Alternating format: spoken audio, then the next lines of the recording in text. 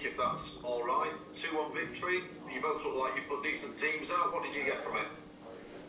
Yeah, lots of positives from particularly the last couple of games.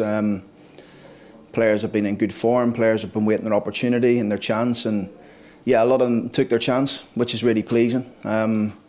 It's 2 good performances, 2 good wins, so can't complain really. Yeah, Ben Close getting some good minutes, hopefully come through unscathed. That must be a real pleasing one. Yeah, I thought he played very well in the game. Very well in the game. Ben's been back training now probably 3 or 4 weeks, fully with the group.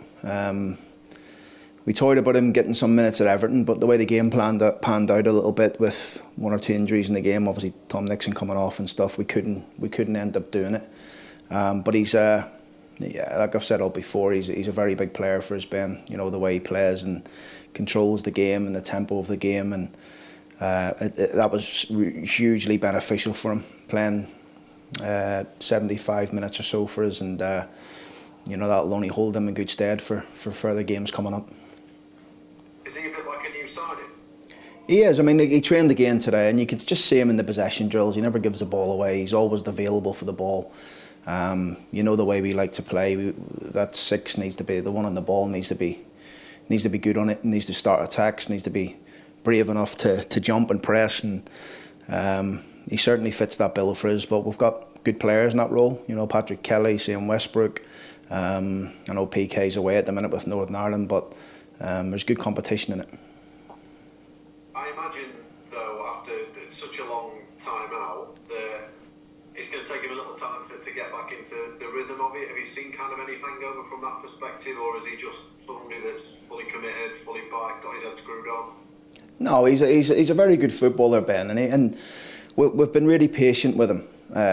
Really patient with him. We didn't need to rush him back, and he's been back quite a long time. He's had to go through and tick a lot of boxes in terms of what the players did in pre-season. So it's been tough. It's been a lonely sort of journey for him at times, and I've tried to keep in touch with him and phone him all the time and speak to him and just reassure him that everything will be fine. Because when you pick an injury up like that, for the first probably month or so, 6 weeks, Ben's struggling to even straighten his leg, and these are the things people don't see in football. They just go, oh, he's picked an injury up, he's always injured or whatever. I'm not just saying that about Ben, but they don't see the tough times that people go through. Watching the team play well and win games and not being a part of it. I've been there myself as a player. It's tough. But we feel like we've got a really good support staff around Ben, or any injured player for that matter, that we can, keep them very much part of the group. Because when they come back, we're going to need them, to perform for us. And I think that was all the benefits of a really hard off-season that Ben's had to go through from a fitness point of view, as well as coming back into training with us, topping up with his fitness after training, doing these runs that the players done in pre-season on his own. Didn't have the benefit of the group around him. That was a testament to him the other night. He probably could have played the 90 minutes, but probably our side, we're being a wee bit more precaution with it. Yeah, are you still kind of looking after him in that perspective, or is he now back in the mix for selection with everyone else? Oh, he's back in the mix, fully back in the mix. I think, he's had enough time off, so we don't want to be telling him and picking games for him. He's certainly fully back in the mix. In terms of other kind of injury issues, is there anyone else out unexpected for this weekend? Yeah, Tom Nixon's going to be missing for a while. We initially thought it was just a knock. We had a scan, which we thought wasn't too bad. Then we got another look at it, and it's some ligament damage in his ankle, which is probably going to keep him out for 3-4 weeks. So that's a bit of a blow for us, because Nico was in good form, and was definitely, closing in on that position at right back, and both full backs are strong and have been in good form. So disappointing news for us, but I'm sure he'll be back in no time. Any positive news in terms of Maxwell and Wood and how they're getting on? Yeah, Maxie's doing quite well. We're looking to try and get him back out in the pitches in the next week to 10 days, after he gets his follow-up appointment with the consultant. but he's pain free. Been back in the building now for a week. Woody's come back in for the first time today, in a boot still, probably be in the boot for the next 4 weeks, and then he can crack on. But he's doing some stuff in the gym, keeping himself ticking over. So yeah, they're both in good form. They're both around the team and the group, and they'll be big players for us when we get them back. Of course, Patrick Kelly missing this weekend. I imagine he's gone away with your very best wishes for the upcoming fixture. Yeah, he plays tonight, PCAP. I spoke to him last night. They play England tonight. So I'll try and catch some of the game. I'm at a fans forum thing tonight, but I'll try and catch some of it when I get back. It'll be a tough game for them. Obviously, England's under 21s are probably beat most first team international teams. Never mind, somebody else's 21. So great experience for him though, and Northern Ireland's at home. So I've seen stranger things happen really, but yeah, they need to win these 2 games. I think they have any chance of qualification. So best wishes to him and the Green and White Army tonight, both on the first team level and the 21s. In terms of him, there was some suggestion in the week that he potentially could be back for the Harrogate game next week. Is that a possibility? Well, he plays Friday, Tuesday. If he plays on the Tuesday, then no.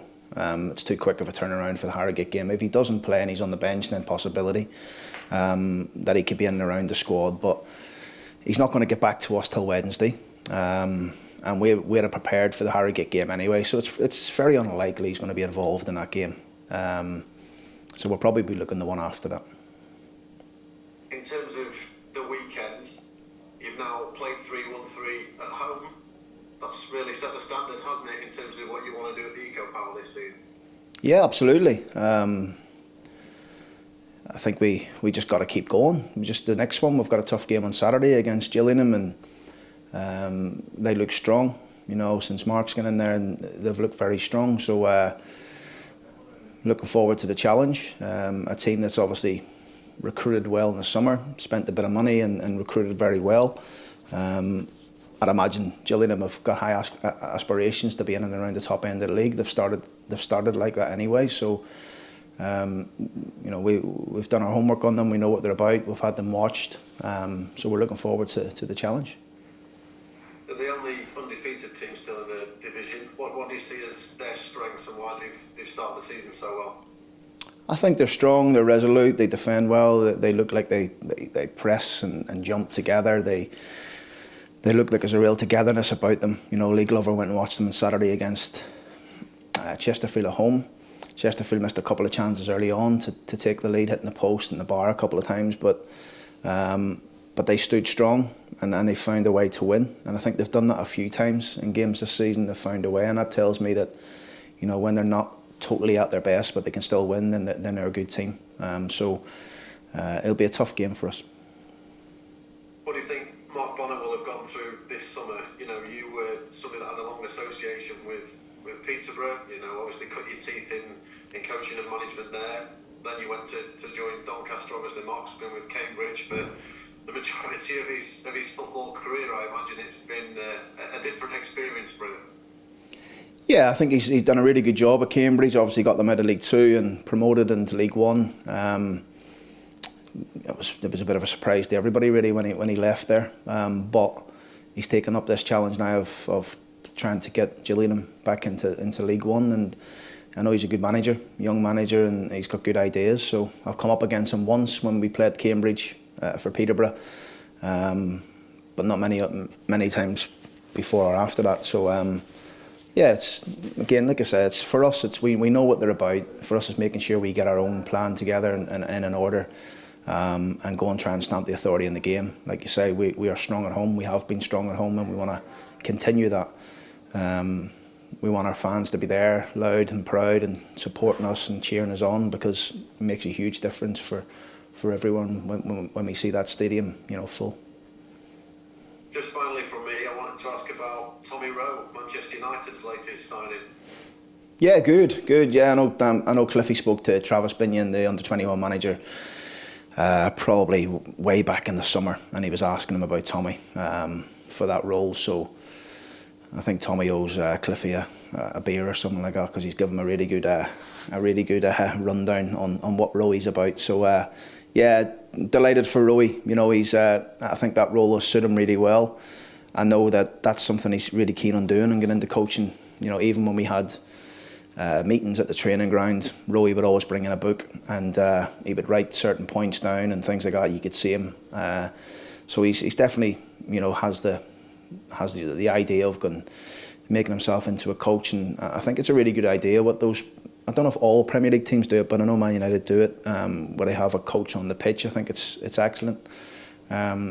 We've got a couple of coaches on the pitch, and Richard Wood and Billy Sharp and Joe Ironside and people like that. So a bit different at our level, but it's great to see it at 21 level, that where the players can go on and maybe not get about like they used to, but they can talk to players and then sit with them, review and show clips after the game. So I wish him really well, because he's a top boy, Roy. He's signed on a player-coach capacity as well. Look, you know, things aren't necessarily going great for the first team at Man United at times. You never know. I don't want to be drawn into any of them sort of speculations at him.